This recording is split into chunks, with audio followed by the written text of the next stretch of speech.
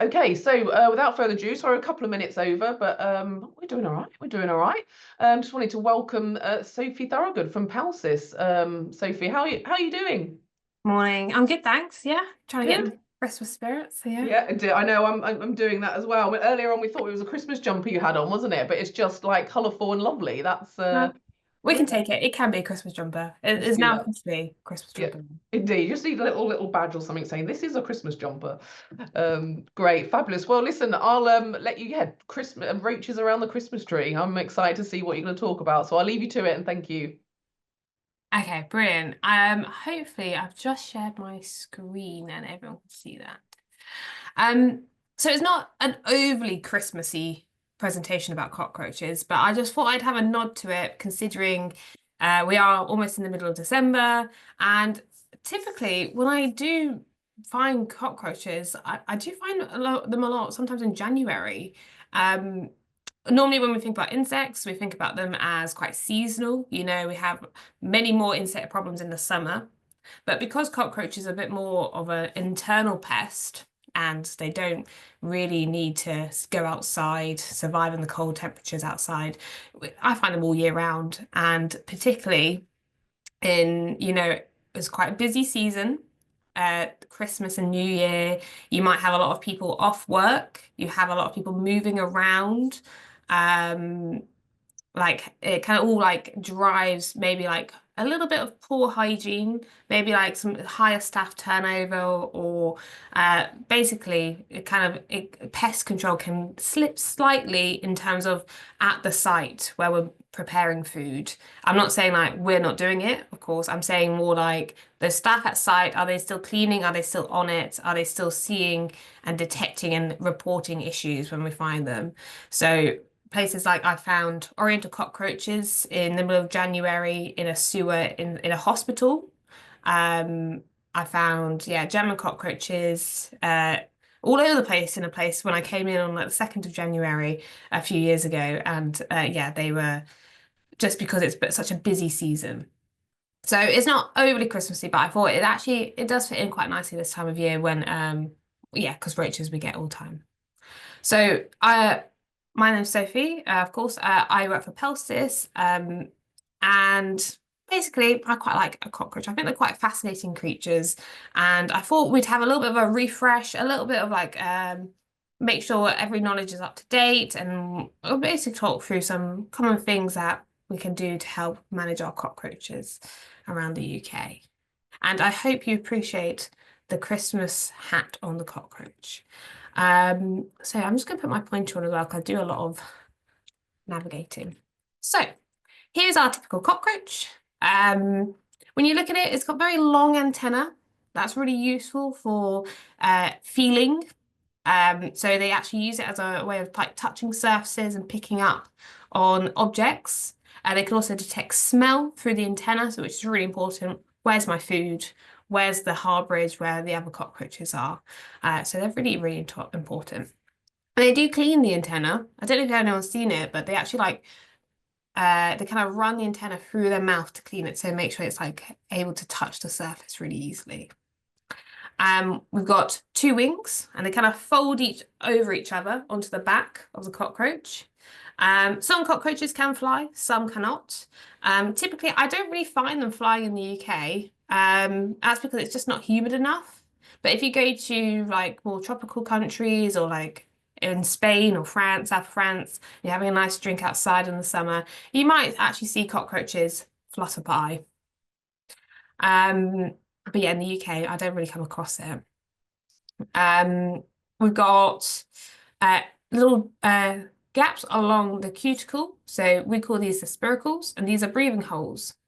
So every cell in the cockroach body needs to have fresh oxygen. And there are trachea that take the oxygen from the spiracle on the outside of the body to every single cell on the body of the cockroach. And that's how they breathe. They don't have lungs, they don't have to inhale and exhale. So typically you can actually get cockroaches living without their heads because actually the whole body keeps living because it keeps getting oxygen supplied to it. It's quite fascinating. And that cuticle is really important in terms of preserving moisture inside the body. It's actually got we call them like shields. It's got these like thick plates along the cuticle to help trap in moisture. Because if they get too dry or they damage their cuticle, they do lose that moisture inside the body very, very quickly. Okay. Other things I like to point out, they do have spiky legs. This is an American cockroach, and they do have spiky legs. We've got this kind of shield on the back of the head, called that the pronotum, and it covers the back of the head. So when you see a cockroach, they're basically facing toward the ground. They're very good at being quite thin, and they can squeeze through very small gaps. And that's possible because they're actually, we say like flattened. So when you look at a cockroach, they're not like rounded, kind of like squeezed above and below to make them nice and thin to slip into cracks. Basically, a perfect pest to hide in many different locations. So I've got a little video, hopefully it plays. But here is a cockroach. And you can see it's like touching that little bit of food. Is actually a sweet. And what it was doing, it was touching that food with its pulps. So we've got a labial pulp and a maxillary pulp. And what it's doing is it's detecting the food, and it's got taste receptors on these pulps to pick up food molecules. It was quite full at that time, and it wasn't very hungry, but that's what it's been doing. That's what, when you see cockroaches, they will often touch the environment, touch the surface with their pulps as a main sensory organ on the cockroach. Like I said, we also have the antenna. They're very good at picking up objects, but also picking up taste and smell. They can also detect temperature in their feet. They've got a little sensor to detect temperature, so they know if something's hot or cold. And if it's a suitable environment, we don't really want to find a cockroach doesn't really want to survive in a cold place, so they need to make sure they're in a suitable environment. And they can also detect sound. A lot of it's like vibrational sound, but they can also detect sound. They're not they're not deaf. They can detect sound, and I've noticed like when you can make them move quickly towards their harbourage if you're making noise, because they will avoid that noise. Okay, so yeah, all these sensors are very useful for making sure the cockroach stays undetected. So we actually have around 4,000 cockroaches in the world, but luckily we're not having to control all those. There's only, I'd say, around 10 that are prominent pests. And when we think about the UK, it's actually one really important species, and then you get a second one that may occasionally cause a problem. It's normally two, whereas actually worldwide we typically count 10 of them to be pest species. And there's another 3,990 that are just insects that don't invade homes, they don't feed on our food, and they are living in the wild, and they don't cause any issue. They're normally in trees or like feeding on leaf litter, and that's like a common descendant. Like when you see cockroaches, they're very much insects that live in trees and like forests. Okay, so our pest species, the ones that we do find cause issue and have a negative consequence on humans, typically they're from the tropic regions, so where it's nice and warm, humid, and now that they're in temperate zones, so temperate is more mild, we get cooler temperatures, and then we get seasonal fluctuation. They will be found internally, inside our buildings, because that's where we provide a nice warm environment, lots of moisture as well, because they love humidity, and also, of course, lots of food. And they are really opportunistic insects. Most pests are, they will eat anything because they just want to get nutrients out of anything. So we know that they are cannibalistic, so they eat each other. They also eat the feces of each other. Yeah, they're not bothered, but I found them eating plastic, paper, metal filings as well at some point when we force fed them metal filings, and they did eat them. We just mixed it with some sugar and they loved it. But they will have a nibble at anything to see if they can get any kind of nutritional value from it. And oh, I've got this map up here to show how important human movement and our movement of goods is to the cockroaches. You can actually see cockroach movement with human movement.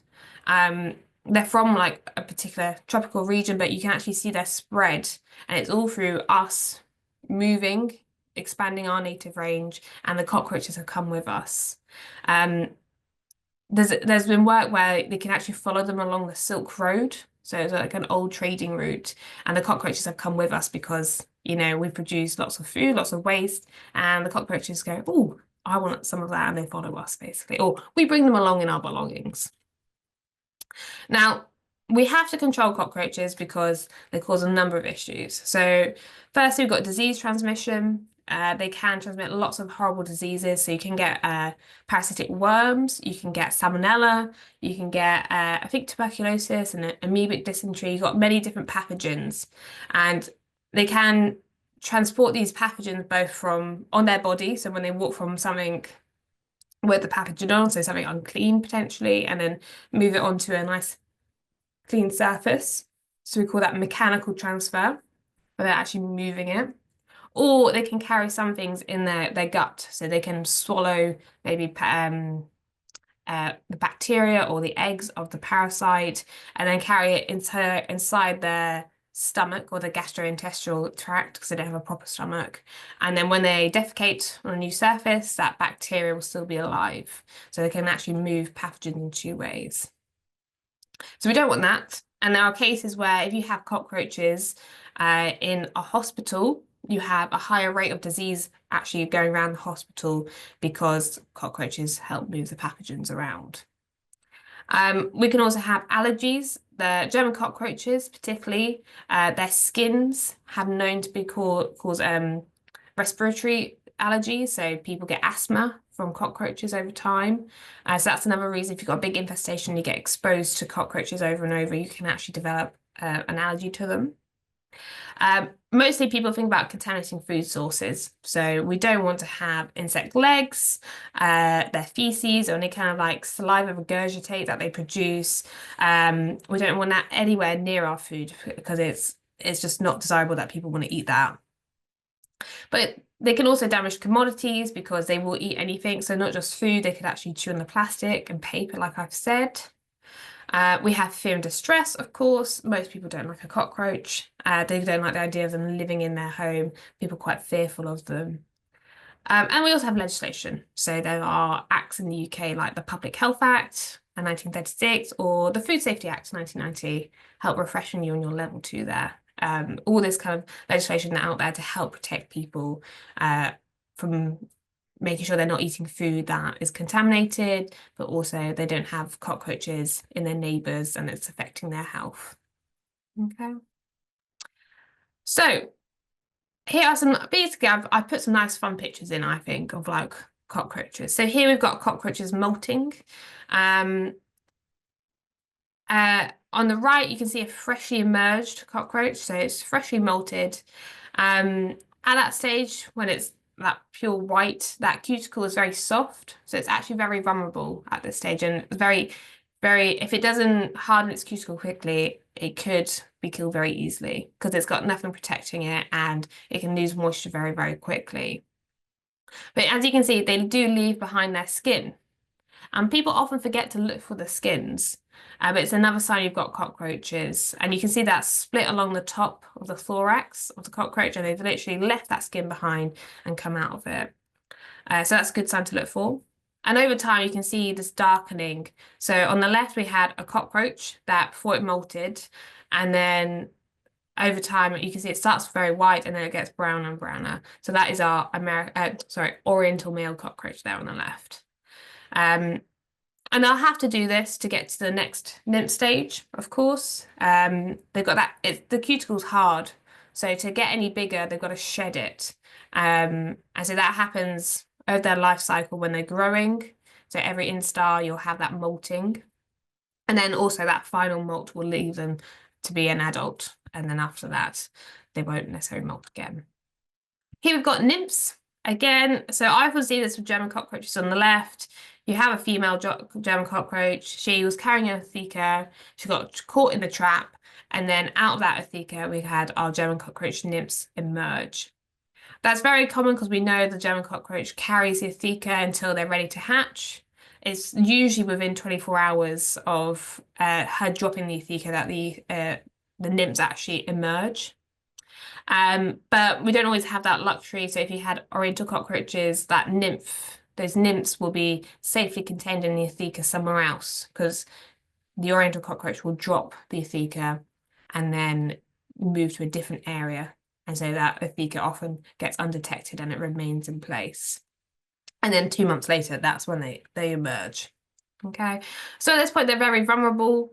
They still need to harden their cuticle. And also they've got a much thinner cuticle at this stage because it's not thick, usually what you find with the nymphs. Okay.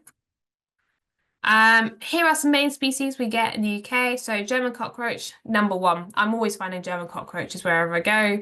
I don't think they're following me around. I just think they're often overlooked as like how common they are in the UK. But German cockroach is very prevalent. It's very good at surviving many different environments. Typically, your warm kitchens where you have lots of steam, lots of food production, any dishwash areas. I found them around coffee machines as well, like lots of different places. Then we have our oriental cockroach, which I think is the next most common. Often you find them as problems in sewers. Old drainage. So often I find them in hospitals and prisons because you've got old pipes, old drainage, and that's where they love to live. They're actually called the water bug occasionally, and it's because they really love that kind of wet environment. American cockroaches, I think you're going to be lucky if you find them. They do occur, especially in city centres.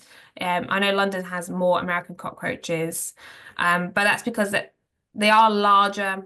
They typically like a warmer environment than we get in the UK. Most of the time, all around the world, you'll get a mixture of Americans and oriental cockroaches in sewers, with maybe Americans being a bit more common. But in the UK, we get many more orientals than American cockroaches.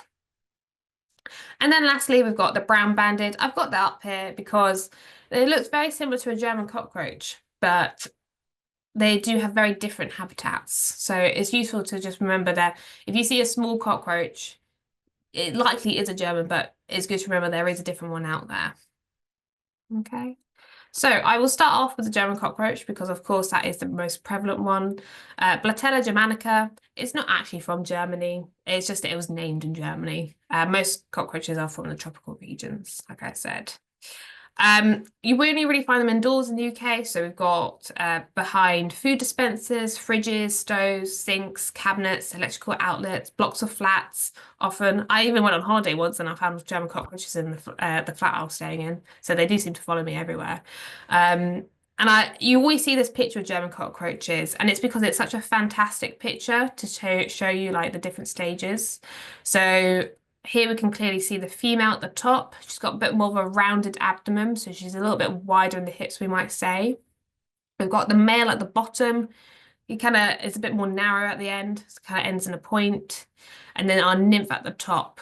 So the nymphs don't have wings, but they do have these stripes. So every German cockroach has these two dark stripes going down the back. We say longitudinal, so they go down the back.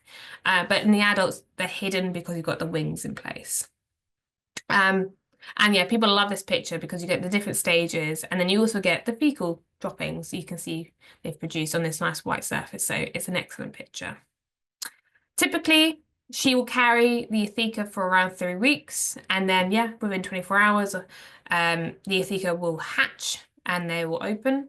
If you dislodge the Aetheka from a German cockroach early, the eggs inside don't survive. They need to have that kind of seal with the female to provide moisture. So yeah, if you dislodge it, usually the eggs will die because they have to be connected to the female. They are fast. They are very good climbers. I've seen them climb on tiles, glass, very, very good at climbing on smooth surfaces. And they can harbor in gaps as small as 1.6 millimeters, which is absolutely tiny. That's an adult. Very, very slim. They can squeeze their body into very small cracks and crevices. And it's almost impossible to remove all harbourages for German cockroaches because of the tiny gaps they can fit into. Like I said, great climbers. I've borrowed this video from someone, but here you can see German cockroaches crawling up walls. I think they've got some German cockroach. I think they've got a bit of a problem there. Here you can see them climbing up the ceramic tiles as well. No issue whatsoever. So like I said, amazing climbers. That was a very severe infestation. And they're so good at climbing because on their feet, especially the males, we've got a sticky pad. We call it the aurolium. Males have, I think, 3 sticky pads. Females have 2. But that is kind of like Mission Impossible. They are able to climb up smooth surfaces that way. And they also have little hooks on the end of the legs. And that, again, assists in climbing because they can actually grip onto surfaces a lot easier. Okay. Then we have our brown-banded cockroach. Yeah, you don't get a lot of these. I'll talk about them because they're a small cockroach, and people often confuse the nymphs of the German cockroach as a brown-banded. If you think bands, you might think brown-banded. But the brown-banded has the bands going across or horizontally across the body. Okay, and if you find cockroaches in a very hot environment with not a lot of moisture, quite dry, more likely to be the brown banded. So they can survive in very dry environments, boiler rooms. They don't need this strong association with moisture that we see with all the other cockroaches. Okay. And they also will tend to put their atheca higher. So we've got 92% of all the theca is deposited on the upper third of a wall, so they often will stick it up high. You can see that atheca at the top there. It's kind of like a shortened version. It looks more like a purse, I'd say, like a little clutch bag. And yeah, so be aware of the brown-banded. You might come across them, they're quite rare, but it's good to know about them just in case. Then we have our oriental cockroach or Blatta orientalis. Second most common, I'd say, you find in the UK. Here I've got a male and a female.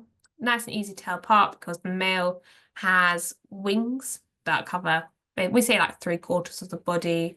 The female does have wings, but they're very, very small. They're vestigial wings, so they're not really useful. They kind of cover the top third of the body. It's not a great picture, I'm afraid, but they kind of end at the second leg there in that picture. Going to cockroaches, cool, damp locations more typically. We've got basements, cellars, service ducts, toilets, bathtubs, radiators, sewers, pipes. You can also find them outside. Like I said, I found them in January in a courtyard of a hospital underneath some leaf litter. So it's a little bit more cold tolerance. So when you're looking for cockroaches and you've got orientals, make sure you look externally and look into the sewers because that's what a typical location they might be. And then, like I said, with the atheca, she'll carry it. We've got typically 30 hours, and then she'll stick it somewhere, usually somewhere not near her, so that if she dies, it survives. And usually it's quite a dark location, quite hidden, stays nice and warm. And this is a big problem because 2 months later, when the atheca does open, will your insecticide be active? So you've got to make sure you do come back regularly for oriental cockroaches to ensure you keep on top of like emerging atheca. And then lastly, we've got our American cockroach. So the bigger species, lightish brown, well, like medium brown. Yeah, like will fly in warmer temperatures. Typically, if you found them in the UK, they'd be in a warm environment indoors. Maybe somewhere where you had like tropical plants, maybe where you're importing a lot of food or goods from other places in the world where they're more common.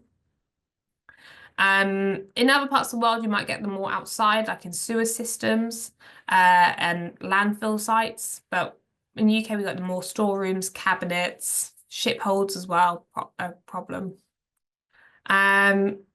For life cycle, so females just need to mate once to produce ethika for her entire life. Again, it's a big problem if she's storing the sperm, then no matter what, once she's mated once, she'll keep continuing producing life and the next generation. So those are our typical cockroach species. Things to look out for. So we've got, of course, the cockroaches, dead or alive. That's why the monitors are so important. But also make sure you do a good inspection in likely hot, like humid, wet, food-related areas. You can also look for the insect species. So for the German cockroaches, it's more liquid-like. So when I showed you that picture earlier, you can see that like spotting on the, it kind of looks like spotting on the white surface with the droppings, a bit more liquid-like. But Oriental and American cockroaches produce more of a dry pellet. Sometimes it might look like half a mouse fecal fragment, actually, quite similar, but smaller. You can also look for the opened atheka, you can look for the insect skins, any damaged food, and basically any sign of them and what damage they can cause. Typically, we know they're nocturnal, they'll be more active at night. If you don't see them during the day, do you have the time, or could you get access to the site at night if they keep saying they've got a massive issue? And it is true, like you can go around at 6 p.m, not see a single cockroach, come around at 9 p.m. or 10 p.m, and it's a party. They're crawling up the walls. They're very sensitive to light and their time rhythm. But with heavy infestations, they do come out during the day. So this was 10 in the morning, and I've got a German cockroach nymph crawling it over a shoe. I also have found German cockroach nymphs on fly killers, which is I was very surprised when I first saw that. These two signs together indicate there was a massive problem on this site. They're coming out during the day, they're being found on devices that we don't normally detect them on, and they were found in places where you wouldn't associate that with being a good location for the cockroaches. So typically, you know, you got your kitchens, wash areas. But in this case, we had a very dry environment where we found cockroach nymphs, and actually the staff on site were probably helping move them around in the treads of their shoes, but also in like objects. So moving from a contaminated zone to a clean zone. Typically, they will be cryptic, hidden in a harborage. They like to be contacting a surface, so they find great comfort in actually touching a surface. And you will find aggregations of them together or harborages of them together. And that's because the nymphs typically do better if they're in a harborage with the adults. There's like more food for them. And I'm going to throw that up here, integrated pest management. I know it's a term we like to throw around for any kind of management strategy put in place, but it's always important. And basically, I want to make sure we emphasize the education part and the cleaning part. It all works together. Your client has to understand, right, that you don't have a magic bullet. You don't wave a wand and suddenly the cockroaches disappear with these fantastic products you're using, all these poisons. It's a combined approach. Everyone has to be working together for the same goal of trying to reduce the cockroaches across the site. And that is the typical thing of, I find that people think you're able to solve it without them doing anything, but everyone has to be working towards the same goal. So things like in food preparation areas, I found dirty floors, and yes, it's hard to reach those places to clean. I get that, but it's so vital that we have good cleaning those locations. Because like I said, the cockroaches don't care if it's waste food, they'll eat each other if they get hungry enough. So it's so important to try and remove as much food as possible and have that regular cleaning. Here we've got a dishwash area that's just filthy. The ground, you know, is helping to trap the moisture as well, trap the food. Yeah, it was not a pleasant location. And yeah, and check the drains as well, because that is often a source of re-entry into a site if you've got your Oriental or American cockroaches.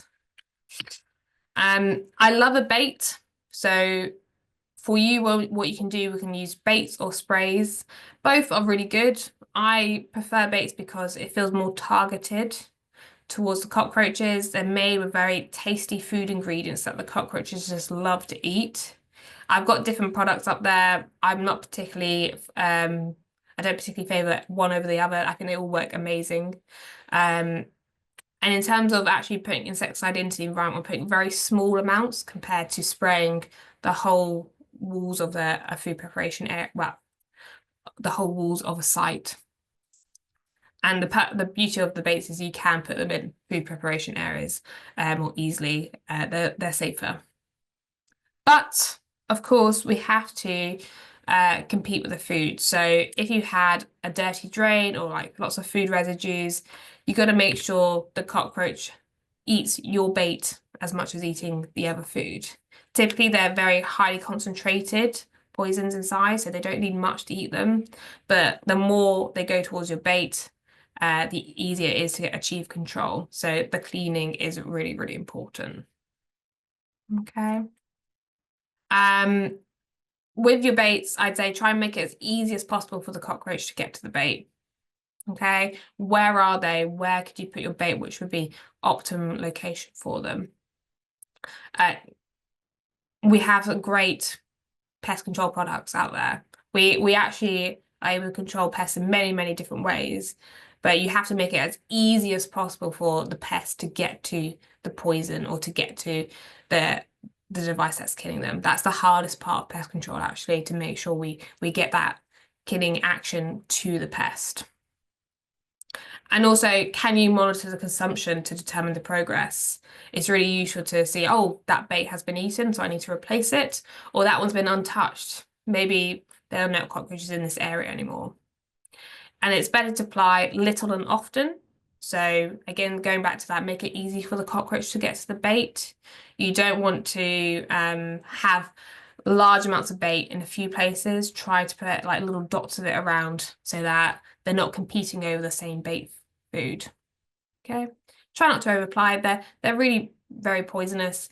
I know it's quite hard with a bait gun. Sometimes it kind of like splurts out. But if you actually read the label, you don't need much of it to kill the cockroaches. Of course, if you've got lots of food surfaces, lots of waste food, lots of food sources for the cockroaches, a spray might be more useful to first like knock back the population. I try to pick one with a residual effect so that when the cockroaches are in the harbourage and they come out, that it's still active when they walk across the surface. But be very mindful of any kind of food, any preparation surfaces, utensils, make sure they're not there, they're covered, they're not going to be contaminated anyway. Okay, you can, spray low down like the wall floor junction, and again, like cover all the food, any kind of utensils, and that's fine if like there's not exposed food, because that lower third of the room is where a lot of cockroaches might move around. Okay. Oh, I've probably run out of time. Sorry, Natalie. Last few things. So, monitors. It's a food lure on the monitor. It's not pheromone.